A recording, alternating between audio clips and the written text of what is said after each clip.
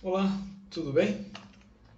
Sou o professor Marcos Roberto e desta vez nós vamos tratar aqui sobre bases legais da pedagogia, ok?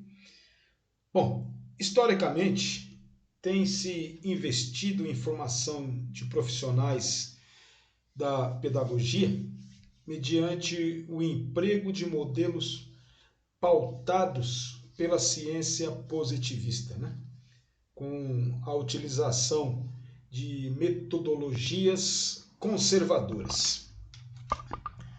Separam-se corpo e mente, né, razão e sentimento, ciência e ética, fragmentando-se o conhecimento e reduzindo-se o saber à busca pela eficiência técnica.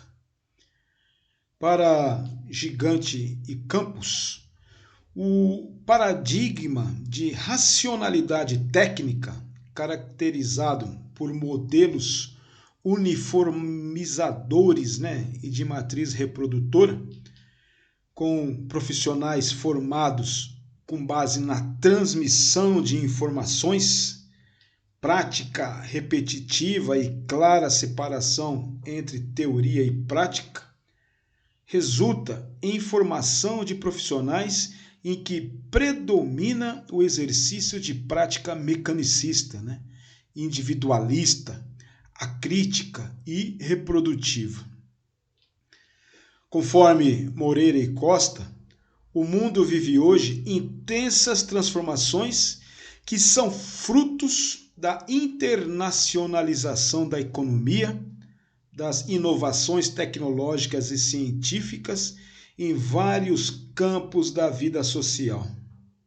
Libânio, né, o professor Libânio, por sua vez, considera que essas mudanças levam à introdução no processo produtivo de novos sistemas de organização do trabalho, mudança no perfil profissional e na qualificação dos trabalhadores, afetando o sistema de ensino.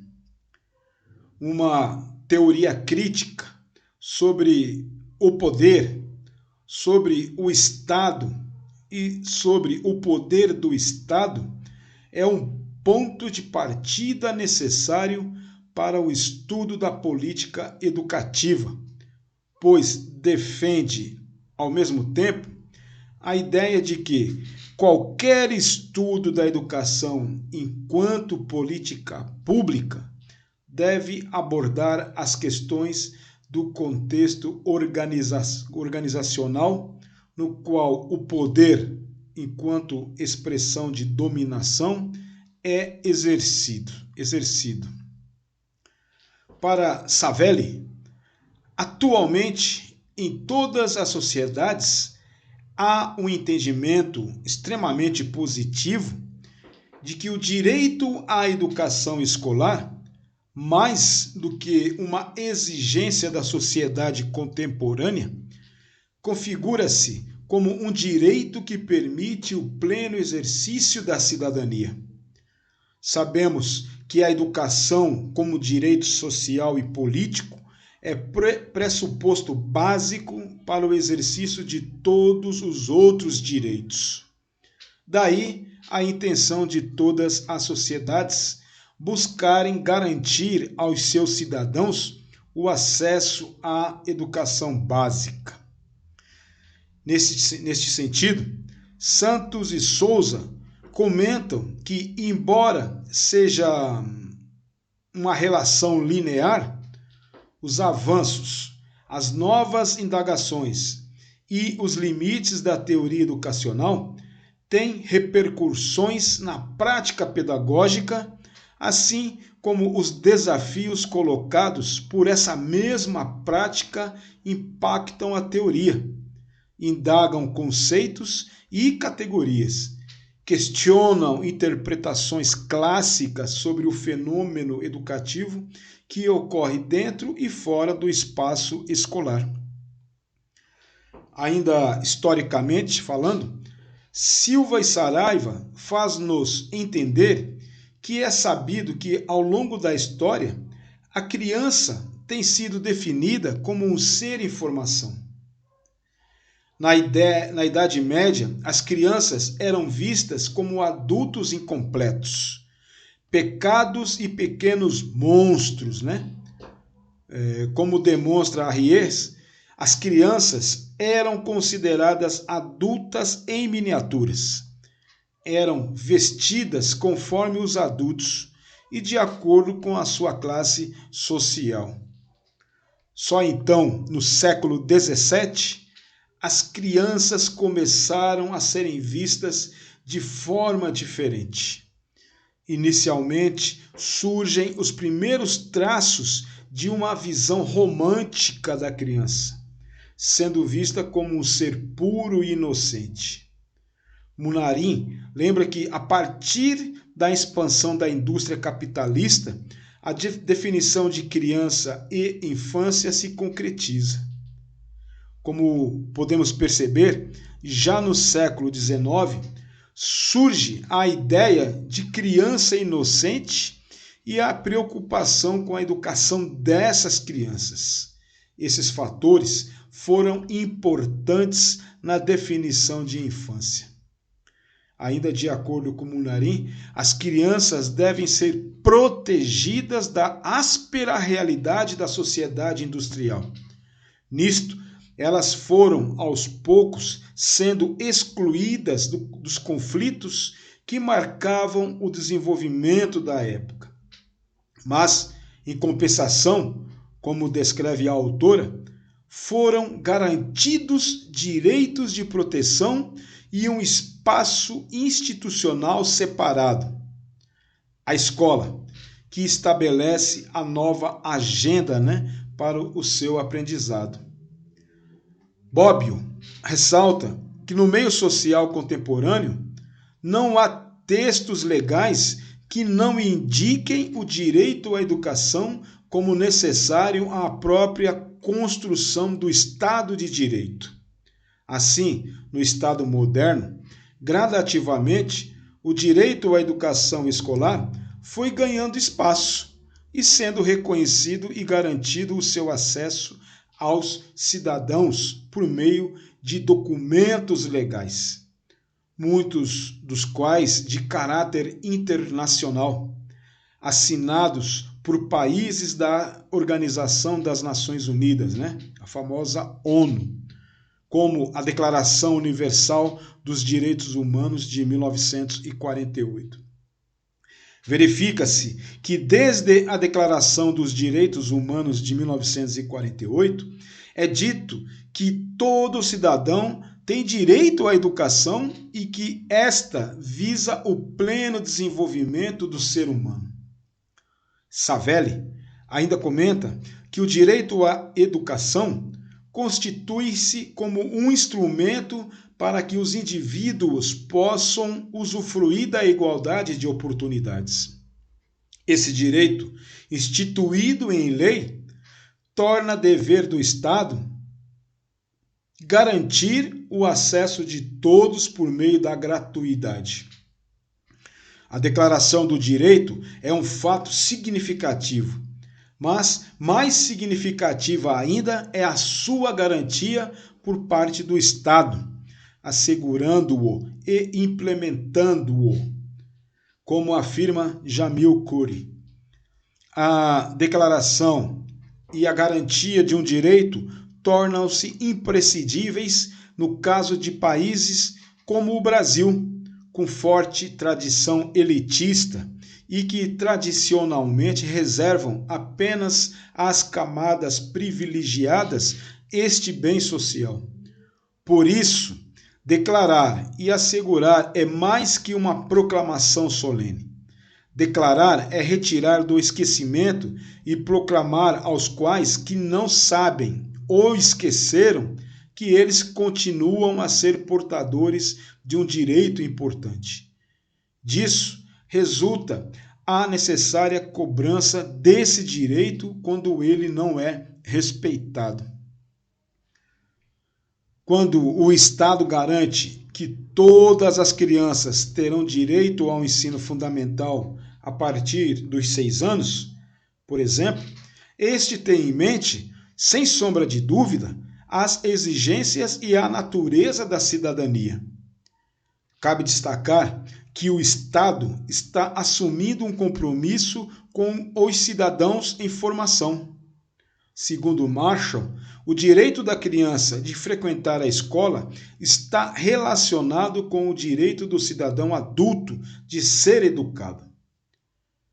Conforme Araújo, os anos de 1990 foram marcados por transformações de maneira intensa na organização escolar, na divisão de trabalho na escola, na substituição de rotinas e na supressão de algumas hierarquias, dentre outras ações no interior da escola, trazendo novas orientações, demandas e funções para os seus trabalhadores. Da mesma forma, também se estabeleceu a ênfase ao trabalho coletivo e à participação da comunidade na gestão da escola.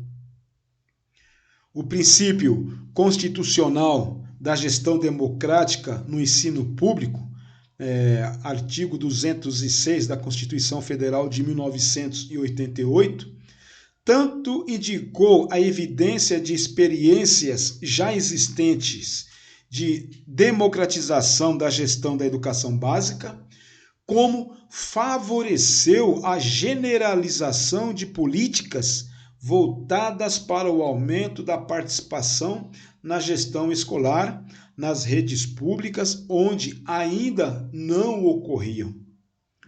O reconhecimento constitucional da educação infantil como um direito da criança e de sua família tornou-se realidade com a promulgação da Constituição de 1988 e teve prosseguimento com o Estatuto da Criança e do Adolescente, o famoso ECA.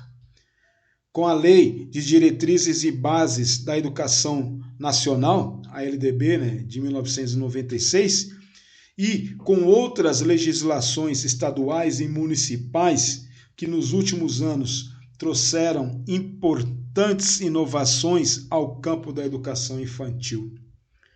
Estudos abrangendo políticas e legislações voltadas a crianças fizeram emergir opiniões e posicionamentos diversos e, em alguns casos, bastante divergentes.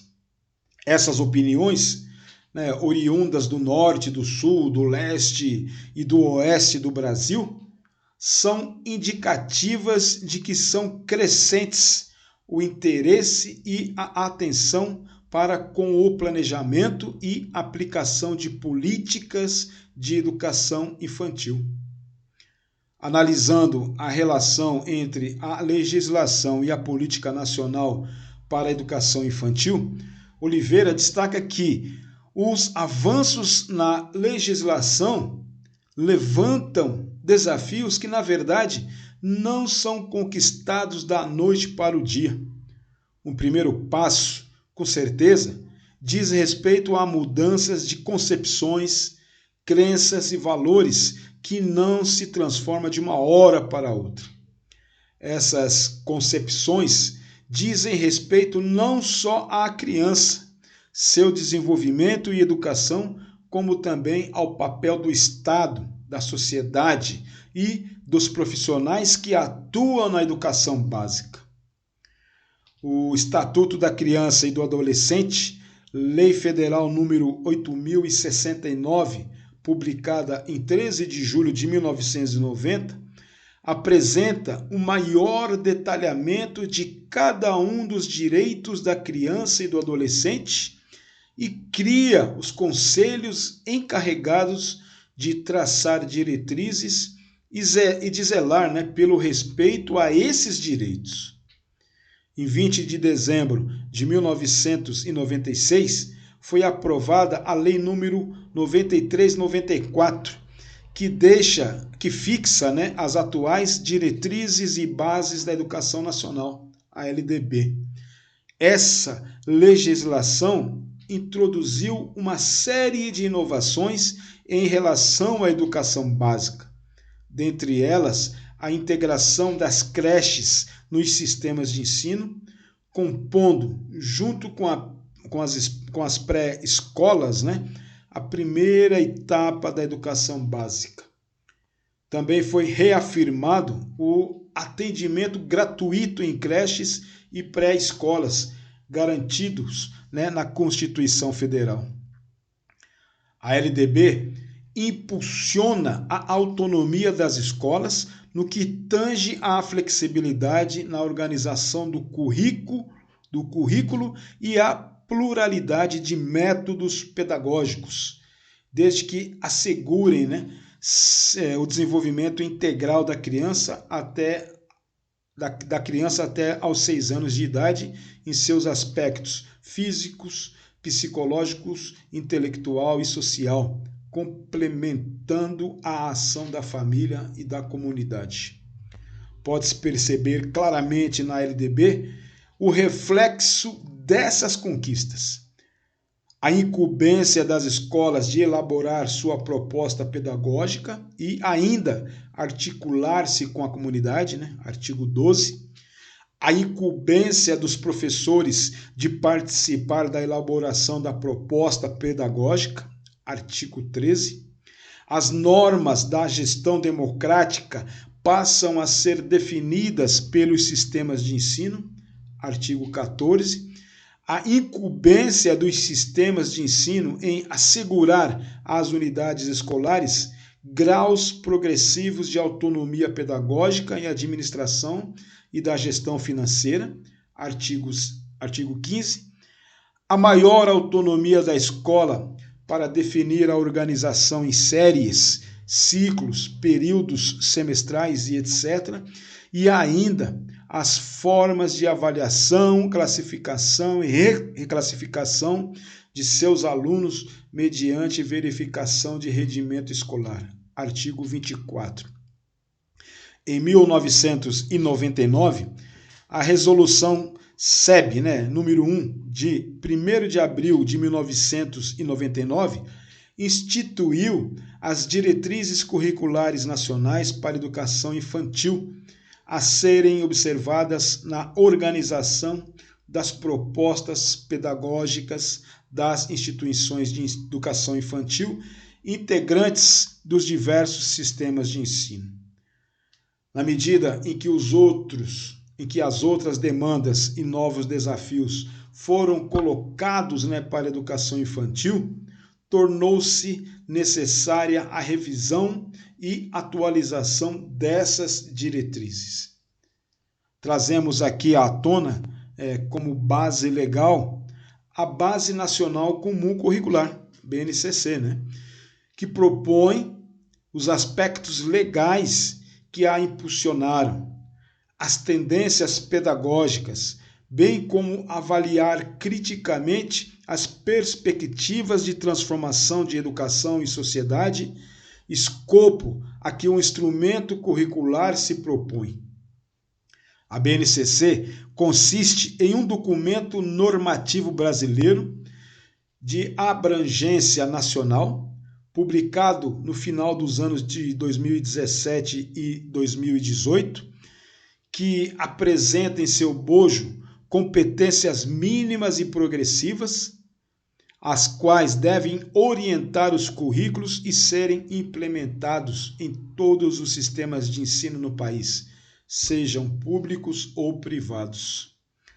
Conforme Berthier, historicamente, a BNCC é resultado de um longo processo de discussão e debates, os quais contaram com a participação não só de representantes governamentais, como também de profissionais da área da educação e de entidades públicas ou privadas.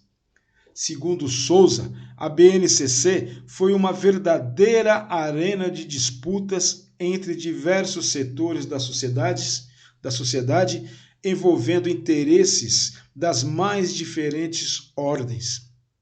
E, por fim, é pertinente o comentário de que mudanças de concepções sobre infância, criança, currículo e educação infantil presente nessas bases legais tem surtido discussões científicas e renovações legais, mas os efeitos dessas mudanças ainda são reféns de minguados investimentos na qualidade da educação infantil e da educação em geral, né? Então, por enquanto é isso. Forte e caloroso abraço.